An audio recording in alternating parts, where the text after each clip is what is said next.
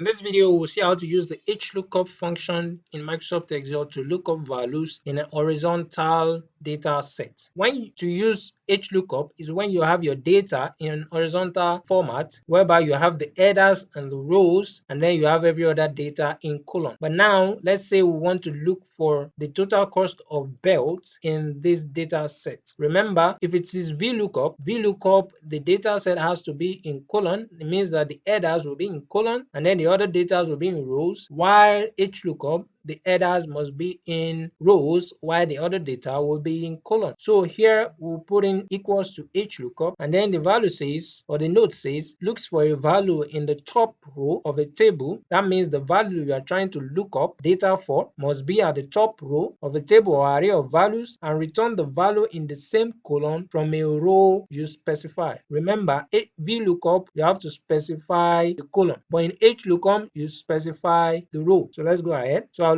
lookup value will be belt, because we're trying to look for the total cost of belt in this data set. Our array, remember, the lookup value must be at the top row of the array or the data set. So I'll highlight this area, and then I'll click on my comma. So the row index in Vlookup, you will see a column index number, but in Hlookup you will see row index number. What's our row index number here? The row index number is dependent on what we are looking for. In this case, you are searching for the total cost of belt. It means that the row index number for total cost will be 4. 1, product being 1, first row, quantity being the second row, unit cost being the third row, and total cost being the fourth row. Then the row index number will put in 4, and then we'll put in a comma 0 to be the exact match, and then we'll close this function, or we just hit enter, and then we have 200. To confirm that, let's look at total cost, and then let's look at belt. So if we look at that, we have the 200 to be the total cost of belt in this data set. So let's change this to cap and see if this changes to $195. Let's look at that, and that's correct. Let's look at bag, and then we have 1000. If we look at shoe, we have 840. So remember, Hlookup function will only work when you have the data set in horizontal. It means that the headers will be in rows, and then the product or the lookup value will be at the top, will be in column, and then be at the top row. So this is how to use the Hlookup function in Microsoft Excel.